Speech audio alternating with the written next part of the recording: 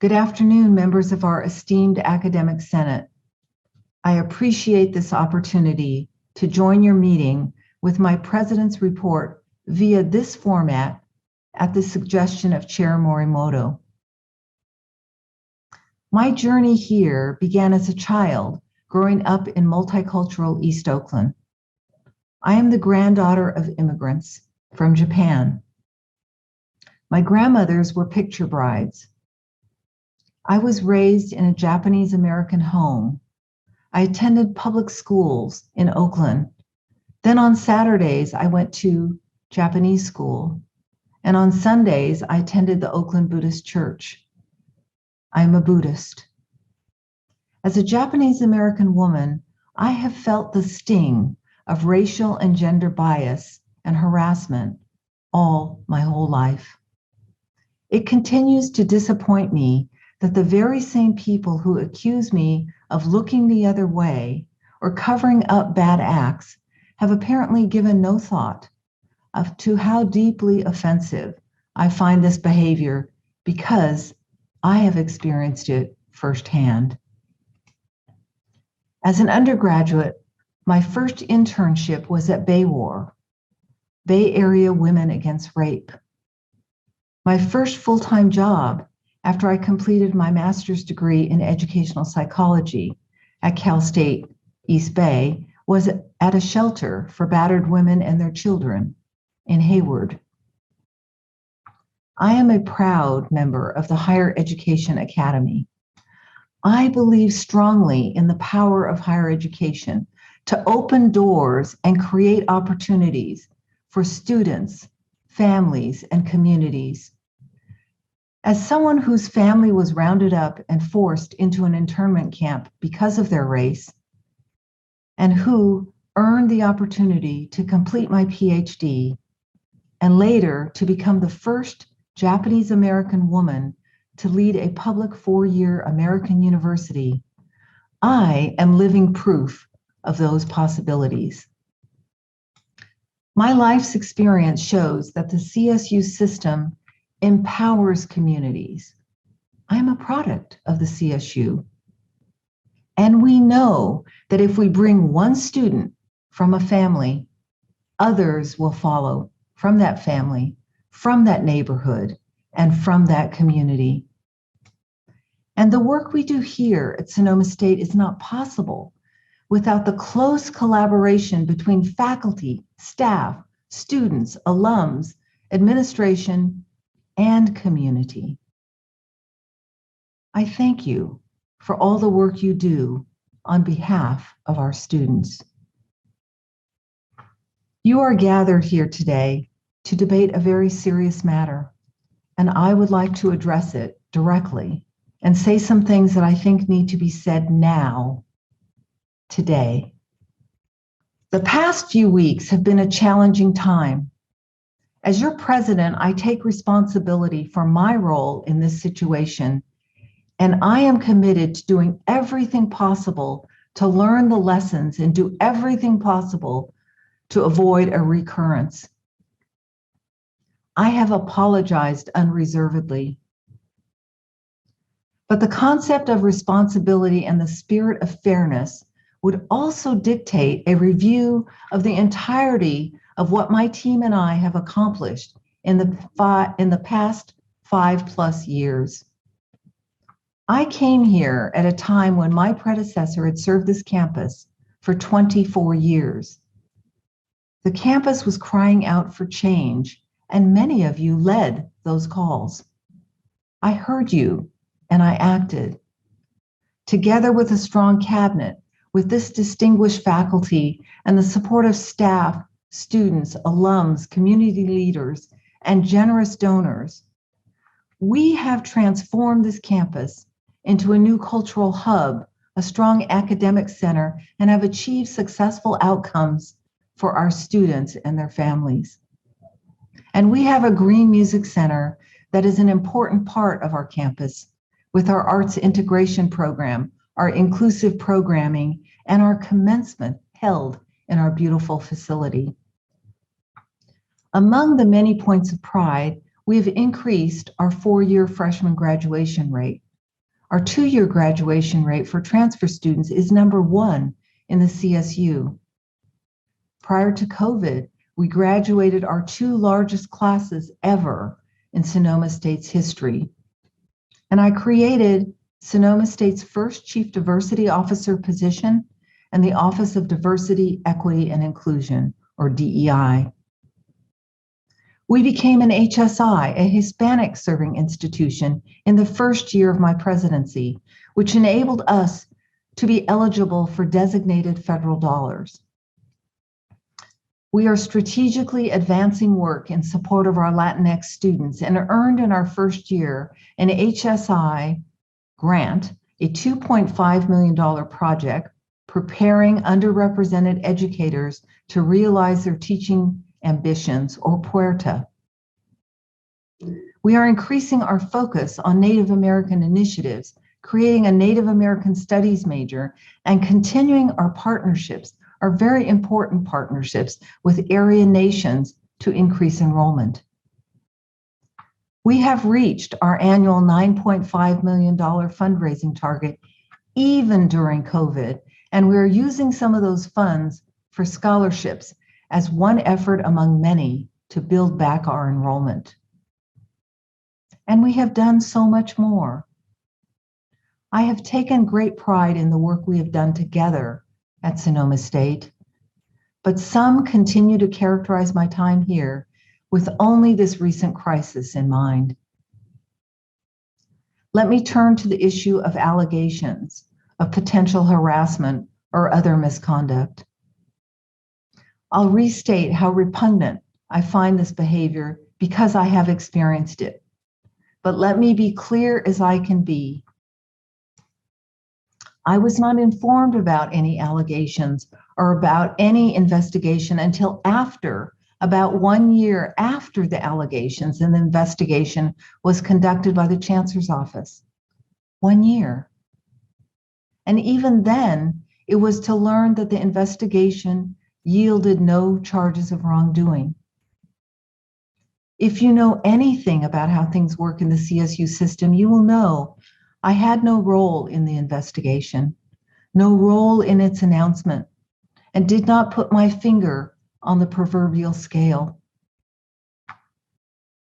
Knowing the timing of events should make clear that I was in no position to retaliate against anyone, nor would I even if I could.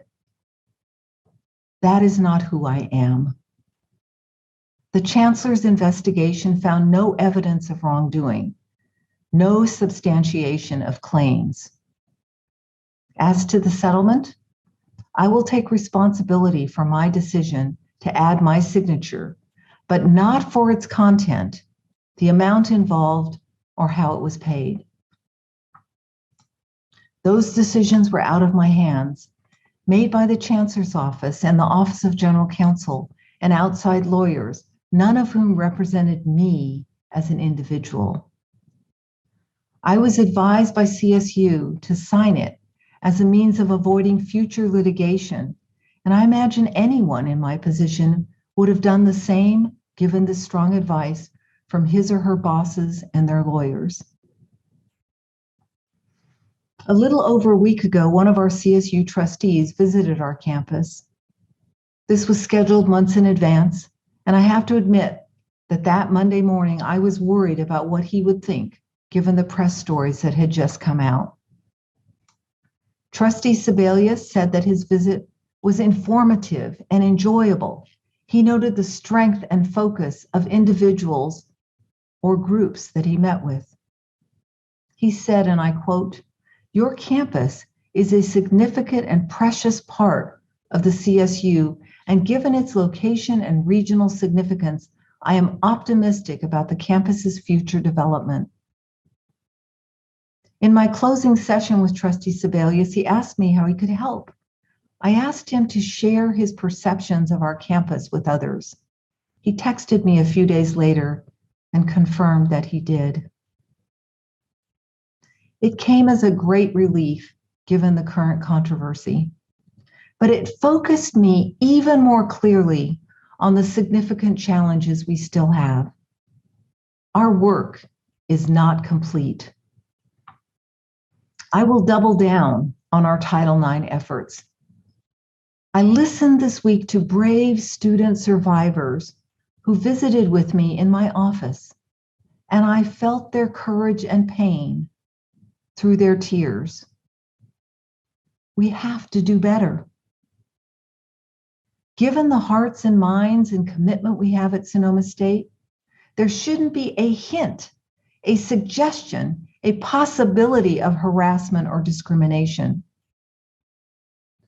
We will have a President's Advisory Committee on Title IX made up of faculty, staff, students, and administrators that will review and make recommendations to improve our Title IX services and communications.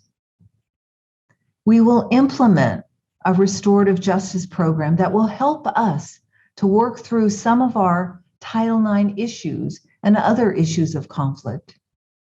There is no place for harassment or discrimination on our campus.